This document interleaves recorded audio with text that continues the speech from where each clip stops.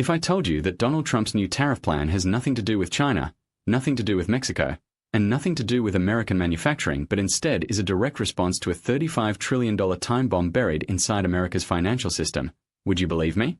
Because once you understand what Washington refuses to admit publicly, Trump's tariff strategy suddenly looks less like politics and more like survival. Picture this. Behind closed doors in Washington, Treasury officials are staring at spreadsheets that look like a countdown clock. Debt payments are rising at the fastest pace in U.S. history. Foreign buyers are backing away from our bonds. And a fiscal trajectory that economists quietly whisper is mathematically impossible to fix with normal policy tools. But nobody will say it on camera. Not Powell. Not Yellen. Not Congress. And definitely not the White House. Before we go deeper, if you're someone who genuinely wants to understand what's coming, hit subscribe now. Alright, let's get into the heart of this. America's national debt now sits at $35 trillion. But the number itself isn't the real problem. The problem is the speed at which interest costs are exploding. Right now, the United States pays over $1.1 trillion a year just in interest. That's more than the defense budget. More than Medicaid. More than most federal programs combined, and every time the Fed raises or even holds interest rates, that interest bill grows. It's like watching a credit card balance accelerate on a treadmill that never stops speeding up. Now here's the part they never say in public. To keep the government functioning, the US must issue $2 trillion in new debt every single year just to stay afloat. Which raises the most dangerous question in global finance. Who is going to buy all that debt? For decades, the answer was simple. China. Japan. Europe. Oil nations. Foreign central banks that needed our bonds to stabilize their currencies and maintain trade relationships, but not anymore. China hasn't added to its US Treasury holdings in more than a decade. Japan is selling to defend the yen. Saudi Arabia is diversifying. Even smaller countries are quietly reducing exposure. Foreign central banks are no longer the reliable buyers they once were. So who has been absorbing our debt? Private investors. Hedge funds. Banks. Pension plans. Insurance companies. They've taken on over $5 trillion in treasuries not because they want to, but because the system requires someone to take the new supply. And that dynamic has now reached its breaking point. Now imagine this scenario, and this isn't hypothetical. It's already happening in small doses. China sells $50 billion in treasuries, bond prices fall. Yields rise. Mortgage rates spike. The dollar weakens.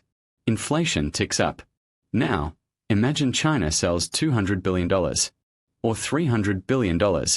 Or simply stops rolling over existing treasuries. Treasury officials know what happens next. The US government would be forced to offer even higher interest rates to attract buyers. Interest costs explode. Deficits balloon. And America enters a self-feeding debt spiral that no central bank in the world can stop. Peter Orszag, former high-level US economic official, spelled it out clearly. Foreign governments might willingly take losses to pressure the US politically. Meaning, treasuries are no longer just financial instruments. They're geopolitical weapons. That's the part no one wants to talk about. Because once you understand the weaponization of US debt, you understand why Trump is doing something every economist claims is bad policy. He isn't trying to fix trade. He's trying to build leverage. Here is the secret hiding underneath Trump's new tariff strategy. Tariffs generate revenue. A lot of revenue. And fast. During Trump's first term, tariffs brought in roughly $80 billion. But his new plan is universal baseline tariffs, selective tariffs up to 60%, and targeted tariffs on strategic industries. It isn't about trade. It's about creating a new revenue source that isn't dependent on foreign bond buyers. Let that sink in. Every 1% increase in foreign selling of treasuries can force the US to raise interest rates, which raises deficits, which increases borrowing, which requires more buyers, and the spiral continues. Tariffs break the cycle. They generate cash without relying on the bond market. They reduce the need for foreign financing. And this is key. They give the US political leverage over countries that use to weaponize their treasury holdings. You want to dump our bonds? Okay.